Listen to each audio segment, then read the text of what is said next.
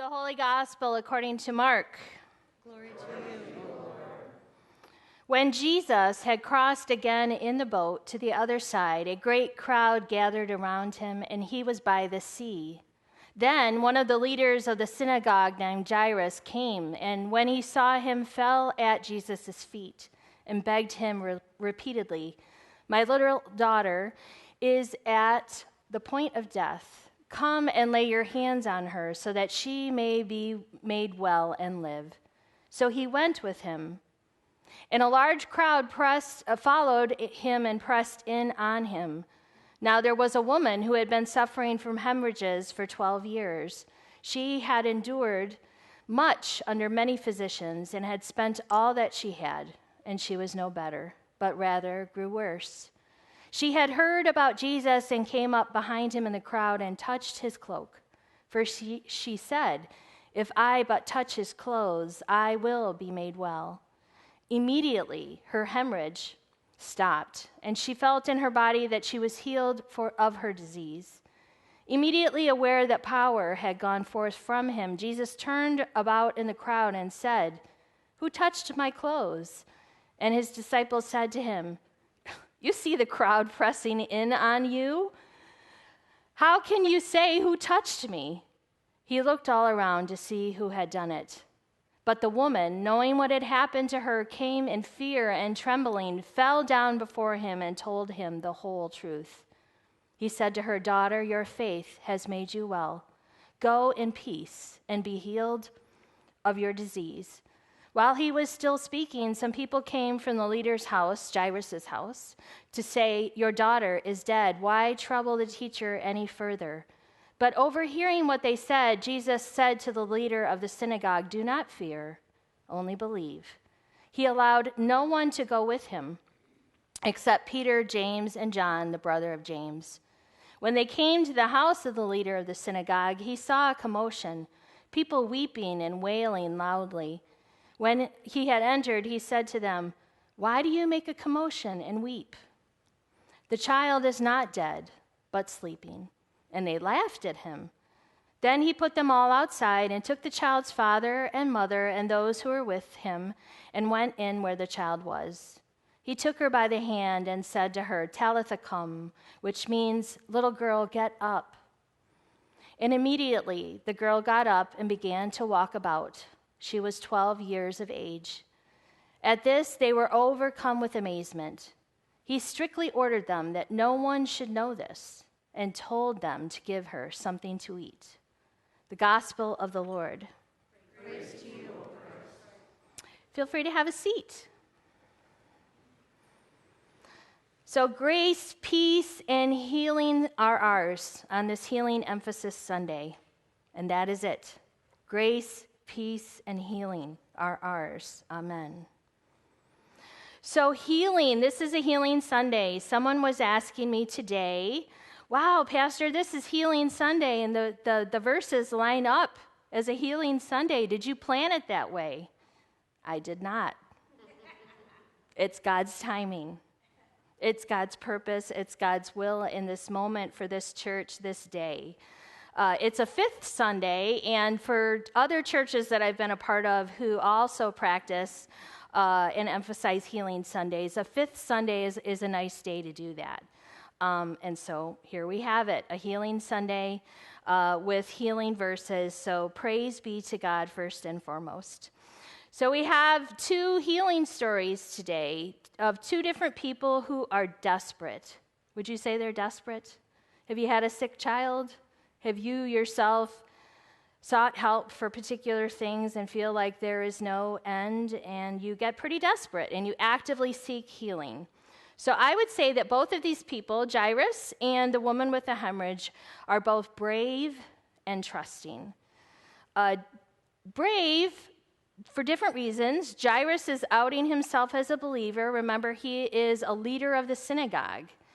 And if you go back and read chapter 1, chapter 2, chapter 3, chapter 4, at this point, Jesus has already made the leaders of the synagogue very upset, and they're already plotting to kill him. So here's a person who should be a part of those plotters, and he's willing to go because he's so desperate and wants hope and healing for his daughter, that he's willing to out himself as someone who believes in what Jesus is doing. And then we have a woman who is making physical contact.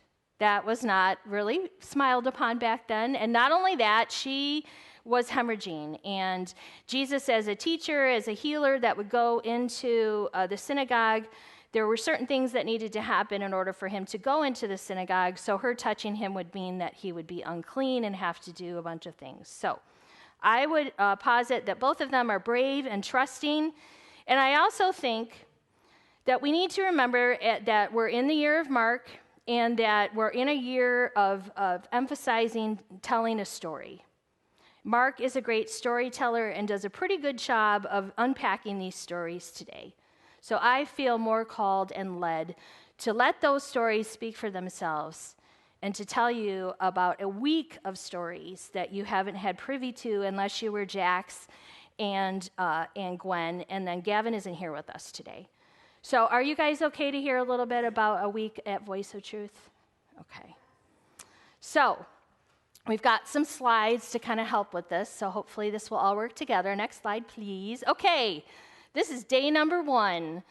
Day number 1, we were at DRAW, which is, you can see it there, Disaster Relief at Work. So this was our whole crew. Sunday through Thursday, Pastor Kate was rallying that many kids, not all by myself, but that's a lot of kids, right? So that was one of the projects that we did. We washed some chairs so that those could then be shipped to a school in another place that lost their chairs for whatever reason. And then we've got Gavin. You can see that bright, big smile. He loved moving those pallets. He was a pallet mover. So draw was our first day. And in connection with each and every day, our theme was God calls you. God calls you. And we as pastors were invited to share different call stories. So in relationship to Draw, Pastor Bob, who is someone that I worked with over at Calvary, told the story of Jonah. And if I say Jonah and the whale, yes, that story. So you know that story, that God sent Jonah, and Jonah's like, I'm not going that way, I'm going that way.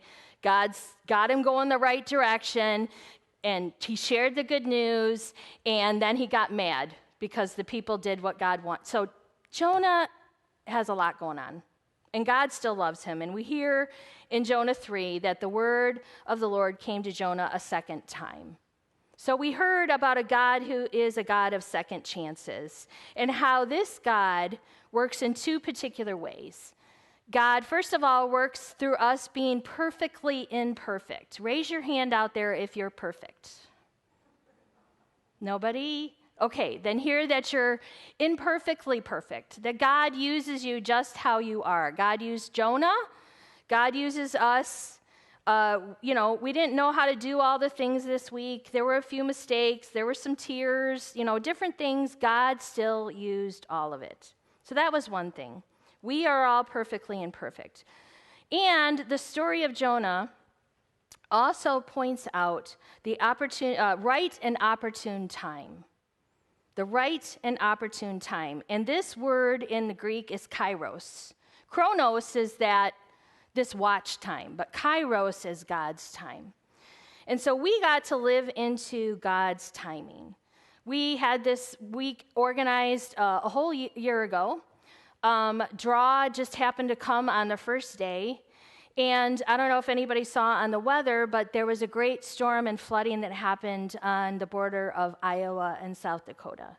So we were there putting together buckets. That's why it's disaster relief at work. And we're going to have an opportunity actually to participate in this in November for our Thanksgiving project. So taking buckets and putting into the buckets things that are needed by people for immediate relief. For instance, if your house has floated away, you can't brush your teeth because your toothbrush went with it. So here's a bucket for you to meet your immediate needs. Or here is a bucket to help you clean up the mess that is now your house. Because all those things go away when those things happen. So we're there doing our buckets. We weren't supposed to be moving pallets and loading up a trailer, But because of these storms, a fire chief called from that Iowa-South Dakota border and said 10,000 people have been displaced from their homes, called DRAW and said, can you help us out? And immediately they were able to pivot. We packed 36 buckets. They took those 36 buckets plus a bunch of other buckets, loaded them into the trailer along with the bags that we make, Eileen.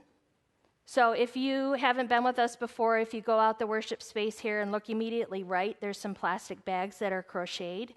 They had 144 of those bags in the trailer. So that was Monday. By Tuesday night of worship time, Bob was able to tell us and show us pictures of the trailer that we loaded. The trailer that we loaded arrived in South Dakota, Iowa on Tuesday night and was already making a difference in the lives of people whose lives got turned upside down. So we as the people of God, you as the people that support our youth, they got to see how God's timing works in real time. Do we still wish that had never happened? Yes. But God is a God of second chances and keeps saying, I know this is awful, and we can do this and make this better together. Second day. Ha ha ha! Puppy day! It was amazing! So what we got to do is we got to go to Fenton's Adopt a Pet. This was our first time with them, and we got to help them get ready they had a volunteer appreciation, so we cleaned up their area and made it pretty and set it up. And then she was like, do you think you guys want some puppy time? Yes.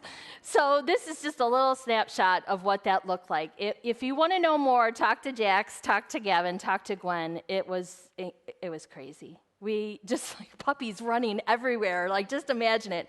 It was all of that. And so I would say another call story that we heard that I got to share was about Martha. Martha is that one who is cooking and cleaning, and she gets really stressed out, right? We hear her saying, Martha was distracted, this comes from Luke, by her many tasks. And she says to Jesus, do you not care that my sister has left me to do all the work by myself? Ever felt that way? Tell her to help me right now. But Jesus said, Martha, you are worried and distracted by many things, but few things are needed, indeed only one. And poor Martha, often we hear Jesus going like this to her, like, don't serve, just sit at my feet. And what we ended up doing together as a group, I played Would You Rather. I've done that a couple times here. So I'm just going to ask you a question. Would you rather, because this is kind of what could be the option, would you rather sit at the feet of Jesus, or would you rather go to Hawaii? I mean, if we're honest, if we're good churchgoers, like, of course I want to sit at the feet of Jesus. But what I loved about it, as I did that with the youth, you could see them be like, no, I'm going over here. And I was like, yes, you go over there. We did it as chores, of course. Do you want to sit at the feet of Jesus, or do you want to cook and clean and do all the things? They were still choosing to cook and clean and do all the things. And what we learned from Martha and Mary is that the way we can heal one another is that we both need times to sit and to serve. That if we're always the ones that are sitting, the serving still needs to be done. And often in the world, that shows up, and some people here may cringe at this, but the privileged end up sitting over here, and the ones who have to make a living, or whatever you want to call it, are over here. So we, on both sides, need to say, you've been working quite a bit. You come over here, and I'll go over there. We need to do both. We need to sit, and we need to serve.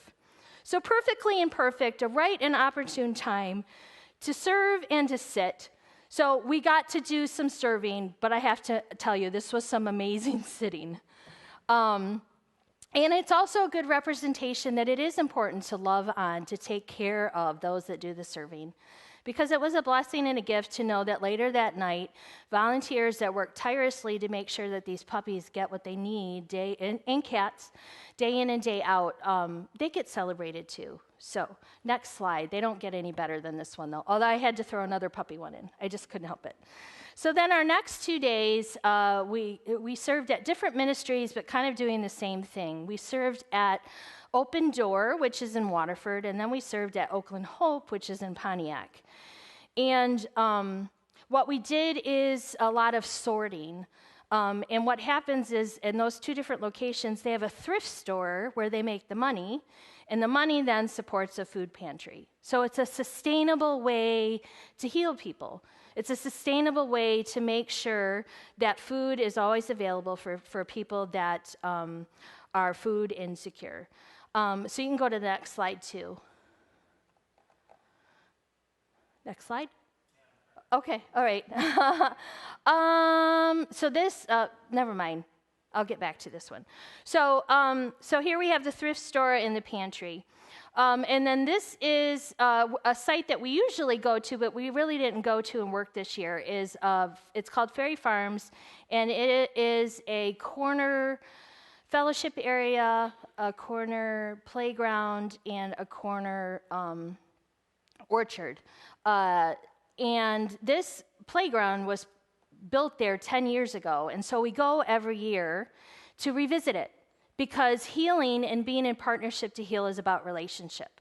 So going back to that community to see how it's changed, and you can see in the middle, we all have like gray shirts on, except for Jax. Jax has not changed his clothes or taken a shower. No, I'm kidding. You can see he has the same sweatshirt on. We have a young man in the middle who has blue shorts and a black shirt on, and his name was Amari. And Amari is a friend that we got to meet again. This is his neighborhood. And so he got to share with us how much he enjoys having this playground. And we got to share, we come and take care of it and put it there. And healing is about being in relationship. And Amari felt like a rock star, and it was fun to be able to do that with him. And we had fun there too, so fun there as well. So there was, again, serving and sitting. So next slide, please, which I think is the last slide. Okay, so here's our crew. This is the crew with the red vests on. We were at Oakland Hope that day, and this was the linen sorting crew. So you can see Gwen helped me with linen sorting. And then we worked with people in the community. So we as the church are not just TLC. We as the church have the opportunity to meet Ryan and Linda and Shonda. And we were a great team that day and made it work. And so the last story that I got to share with the youth that I think lines up well with Open Door and Oakland Hope is the story of Mary Magdalene. Mary Magdalene is that person who had 7 evil spirits. So back then, pretty much, she's as sick as you can get, out of her mind, not really probably able to do much. And yet Jesus cured her, and she followed, and she was the most faithful of servants. Because if you also recall, she is the one that was at the tomb, and she is the one that went and told the very first good news story that he is risen.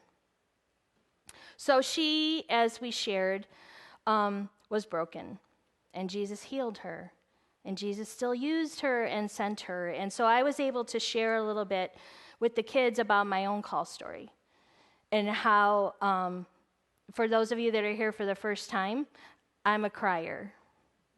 I cry about happy things, I cry about sad things, I cry about I don't even know what things. Odds are I'm going to be crying, and it might make you uncomfortable, and yet God still called me. And God called me to tell my story. And the story that I told the youth, and I'm not sure if I've necessarily told here, is that I was 6 years old when my brother died. He was born when I was 4 with spina bifida and ended up then also contracting, although I don't know if that's the right word, but he had hydrocephaly. So he lived in a nursing home most of his life.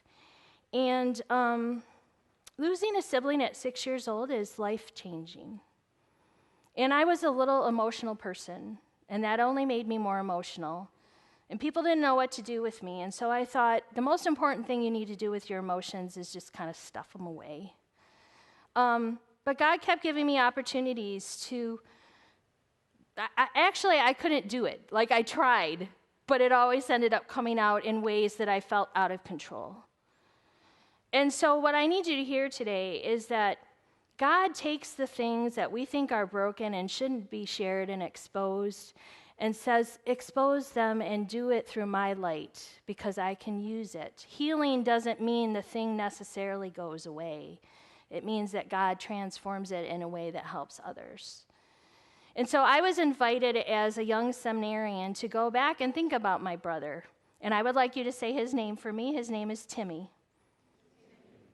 Timothy Lee Penzine is his name. And I was invited because I thought of him and I talked about him as a force. He was a force that happened in my life. He shut a lot of doors. He changed a lot of things. He wasn't a person in my heart and my mind. And so I was lucky enough to meet a person who said, tell me about Timmy. Yeah, he was this thing that happened to me. He was this force that changed our family. And she's like, no, tell me about him. He is a person, and I need you to hear and receive and talk about him as he is a person. And so I'm bawling in front of these kids. And they received it. And they sat with me, and they listened to my story. And luckily, God has also given me a gift of humor. So the humorous story that I love to tell about my brother that fully brought him into humanity is that we were all baptized, including my brother, Timmy, and we all wore the same baptismal gown, which was made out of my mother's wedding dress, which has also, become a stole for me for Easter. So this is deep and thick and personal, right? So this person who's like, talk about Timmy as a person, says, I need you to go to your parents, and I need you to get some pictures. And I'm like, oh, no. Please don't ask me. She's like, yep, we're going to do this. So I got a couple pictures together, and I made sure I asked my dad. I said, definitely get the picture of his baptism, because that's one I remember looking at a lot when I was a little person, because it was one of the ones that was out, and we were all together, and I had no idea, but God was going to use it. So here's this little picture that I remember. It was oval. I remember that. It was in a gold frame. Like, this tells you how much I looked at this picture. And yet, I missed a thing. So here's my brother. My mom and dad and I are sitting across our table looking at the pictures, talking about Timmy crying. And then the next thing we know is we notice my brother's hands. How many of you are Star Trek fans? Any Spock? What is a famous Spock saying? Gregory, go ahead, do it. What is that? Live long and prosper. Guess what? This is how my brother's hands were on his chest. It had been there for 50 years, 45 years, never noticed it. My brother is like hanging on the wall saying, and it took for us to get through crying and only seeing him as gone. God uses all the things. How can we help each other pay attention? We are broken. God can heal us. God sends us to tell our stories, and that means we're going to cry. That means we're going to laugh and cry. It means we're going to get angry. It means we're going to ask questions. It means all the things. Last week we heard that God is with us in the storms and that it's okay to lament and it's okay to ask questions. This week we still have storms. They're more physical and emotional. We still can lament. We can still question. And we can definitely act. We can touch the hem of Jesus. We can plead for someone who can't plead for themselves.